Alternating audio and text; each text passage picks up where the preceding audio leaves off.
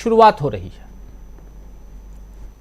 जी, राजीव जी, पहले मैं आपको राहुल गांधी की उत्तराखंड यात्रा, केदारनाथ धाम विशेषकर, उसपे के बारे में थोड़ा सा बता दूं।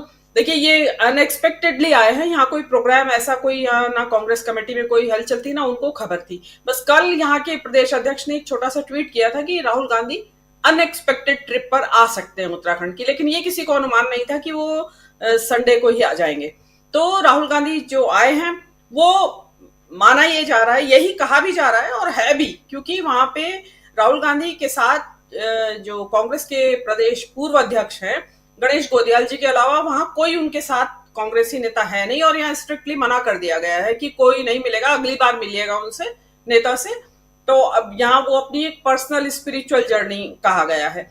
देखिए, राहुल गांधी ऐसा नहीं है कि पहली बार केदारनाथ यात्रा पे आए हैं। राहुल गांधी अक्सर आते रहे हैं, और जो 2015 2013 में जो भयंकर भीषण बाढ़ जो यहाँ आई थी, केदारनाथ में जो आपदा आई थी, जिसमें हजारों हजार तीर्थयात्री मारे गए थे उस बाढ़ में, तो उस वक्त राहुल गांधी एक ऐसे नेता थे जो पैदल चलकर, मतलब 13 किलोमीटर करीब उन्होंने पैदल यात्रा की थी और केदारनाथ धाम पहुंचे थे जायजा लेने के लिए और मृतकों को अपनी श्रद्धांजलि अर्पित करने के लिए, और ये जानने के लिए कि एक्चुअली हुआ क्या है। तो ऐसा नहीं है कि राहुल गांधी अचानक से उठ के केदारनाथ आ गए हैं, और उसके बाद भी वो आते रहे हैं। 2015 में भी आए, और अक्सर उनका खबरें आती रहती है कि वो आए एक दिन के लिए, 2 दिन के लिए। तो यहाँ जो कर रहे हैं वो भोजन खिला रहे हैं या चाय खिला रहे हैं, वो अभी वहां भी करके आए थे गुरुद्वारा साहिब में। इसमें आप देखिए, ये कोई केदारनाथ के ऊपर किसी एक का तो कॉपीराइट है नहीं कि किसी ने एक अपने नाम पट्टा लिखवा रखा है कि वही व्यक्ति आ सकता है यहाँ पे केदारनाथ के दर्शन करने। केदारनाथ का दरबार सबके लिए खुला है, और उसमें राहुल गांधी भी शामिल है, देश की जनता शामिल है, कोई भी आ सकता है। तो यहाँ सब लोग आ रहे हैं। ये जो तीर्थ यात्री है, ये सब यहाँ अभी यात्रा पे आ ही रहे हैं लोग, क्योंकि बर्फबारी इतनी भयंकर हुई नहीं है। कल एक आपने देखा होगा कि अमित मालवीय ने एक ट्वीट किया था, उसमें दिखाया कि लोग मोदी मोदी के नारे लगा रहे हैं राहुल गांधी को देख के। तो मेरे हिसाब से अमित मालवीय की, मतलब जिसको कहते हैं ना कि भाजपा के लोग और कितने नीचे स्तर पर उतरेंगे, कि मतलब अगर आप, वैसे तो मॉर्फ बताया जा रहा है उस वीडियो को, लेकिन अगर आप इस तरह के नारे लगा रहे हैं लोग, तो ये एक गलत उनका ये है। आप हिंदू हिंदू होने का अपना गलत परिचय दे रहे हैं कि आप हिंदू हैं, इसलिए आप इनको राजनीतिक नारे लगा रहे हैं। वो राजनीतिक नारे लगाने की जगह नहीं है, वो एक धार्मिक जगह है। अब राहुल गांधी, मेरा मानना इसमें ऐसा है कि अगर वो माणा गांव जाते हैं, क्योंकि केदारनाथ से बहुत ज्यादा दूरी नहीं है, अगर वो माणा गांव जाते हैं तो इसका एक बहुत बड़ा डायमेंशन है। वो अगर चले गए कल या परसों में, तो फिर आपसे दोबारा से चर्चा होगी। अगर वो माणा गांव गए, क्योंकि वो चाइना बॉर्डर से लगता हुआ गांव है, अंतिम गांव कहा जाता है उत्तराखंड की, भारतवर्ष की उत्तराखंड वाली सीमा पे।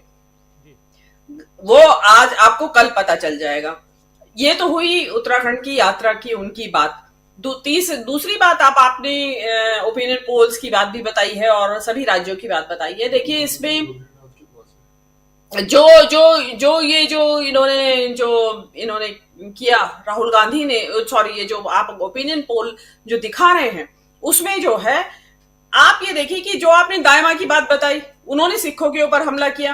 मिजोरम में देखिए, जो मुख्यमंत्री मना कर रहे हैं स्टेज शेयर करने से, वो भी माइनॉरिटी की वजह से कर रहे हैं कि वहां ईसाइयों के चर्चों के ऊपर हमला किया गया। मणिपुर में किया गया था, उसका इम्पैक्ट जो है, रिपल इफेक्ट जो है, वो मिजोरम में गया, और नतीजा ये हुआ कि वहां के मुख्यमंत्री ने वहां स्टेज शेयर करने से मना कर दिया। मध्य प्रदेश में देखिए आप, आदिवासियों के ऊपर पेशाब किया जा रहा है नेताओं के द्वारा। बीजेपी के नेता आदिवासी के ऊपर पेशाब कर रहे हैं। तो इनका मतलब, आखिर इन लोगों के मन में माइनॉरिटीज के प्रति, ट्राइबल्स के प्रति कोई किसी तरह का सौहार्द या प्रेम या भाईचारा है या नहीं है?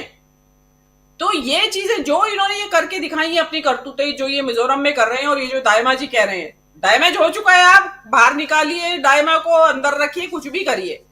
बहुत कड़ी प्रतिक्रिया श्रोमणी गुरुद्वारा प्रबंधक कमेटी से भी आई है इस बारे में। तो आपने बता दिया है अपनी मंशा कि हम सिखों को भी नहीं बख्शेंगे, नंबर सबका आएगा। मुसलमानों का आ चुका है, ईसाइयों को नंबर पे लगा रखा है, उसके बाद ये सिखों को नंबर पे लगाएंगे। तो ये चीज, इसका रिजल्ट जो है आपको इसी इसमें दिखाई देगा। आपको ये जो 5 राज्यों के चुनाव है, और ये इनमें सभी में है सिखों की आबादी, तो छत्तीसगढ़ में भी है, और आपके राजस्थान में भी है, और आपका ये मध्य प्रदेश में भी है सिखों की आबादी। ऐसा नहीं है कि वहां कोई असर नहीं पड़ेगा इसका, ये सीधा असर जाएगा। और ये अतिशय अहंकार, इनको अभी भी समझ में नहीं आ रहा है कि हम गलती पे गलती किए जा रहे हैं, इसलिए थोड़ा जबान पे कंट्रोल रखें। लेकिन इनको लगता है कि हम जितना ज्यादा अनाप शनाप बोलेंगे उतना ज्यादा हम चुनावी माहौल को गर्म करेंगे। ऐसा नहीं है, वो जमाना था कि इस अनाप शनाप से लोग उद्वेलित होके और भाजपा के पक्ष पे आ जाते थे। लेकिन अब जो है इस देश की जनता काफी जागरूक हो चुकी है, वो स्थानीय और राष्ट्रीय मुद्दों पे अपनी ओपिनियन रखने लगी है, और कई मामलों में तो अंतरराष्ट्रीय ओपिनियन भी रखने लगी है, अंतरराष्ट्रीय मुद्दों पे भी। ये सब इस सोशल मीडिया का और आप जैसे यूट्यूब चैनल्स जो हैं, डिजिटल चैनल्स, इनका प्रभाव है, जो कि जनता को सच्चाई दिखा रहे हैं, जो कि उनको national media, main stream media या गोदी मीडिया पे नहीं मिलती है। आप जो इसमें राज्यों में आपने बताया कि जो कहीं थोड़ा बता रहे हैं, कहीं एज बता रहे हैं कांग्रेस को, कहीं बता रहे हैं हंग असेंबली हो सकती है, कहीं ये हो सकता है, बहुत सारे परमुटेशन कॉम्बिनेशन आज आपने दिखाए अभी।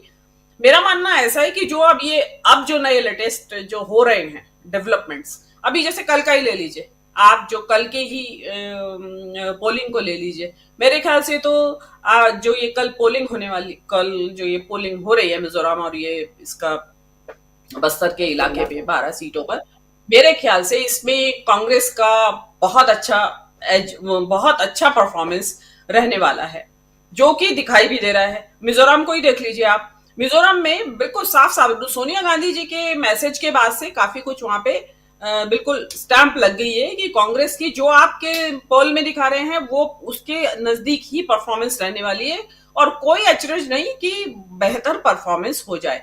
देखिए, ये जो मोदी गवर्नमेंट के 9 या 10 साल है, इसमें माइनॉरिटीज को एक बात रियलाइज हो गई है कि इस वक्त हमारी रक्षा के लिए कोई नेशनल पार्टी की जरूरत है, रीजनल पार्टीज हमें नहीं रक्षा कर सकती। न केवल जो कांग्रेस है एक नेशनल पार्टी है, इवन जो नेशनल स्टेज पे माइनॉरिटीज के मुद्दों को उठा सकती है, उनकी रक्षा कर सकती है, उसके अलावा वो इंटरनेशनल फोरम पे भी रिप्रेजेंट कर सकती है माइनॉरिटीज को, जो देश की माइनॉरिटीज हैं। और दुनिया को पता है कि इस टाइम क्या हालत हो रहा है यहाँ पे माइनॉरिटीज को लेके, सरकार का क्या रवैया है। तो ये चीजें, क्योंकि माइनॉरिटीज को ये समझ में आ गया है कि ये अभी नहीं तो कभी नहीं, ये जो एक 5 राज्यों की विधानसभा चुनाव है, इसमें अगर आपने इनको धक्का नहीं दिया तो फिर 24 मुश्किल हो जाएगा। और अगर मोदी जी दोबारा से जीत गए तो फिर आप अंदाजा ही, ये टीवी ये सब हम जो चर्चा कर रहे हैं ये तो सब अतीत की बातें हो जाएंगी। जी।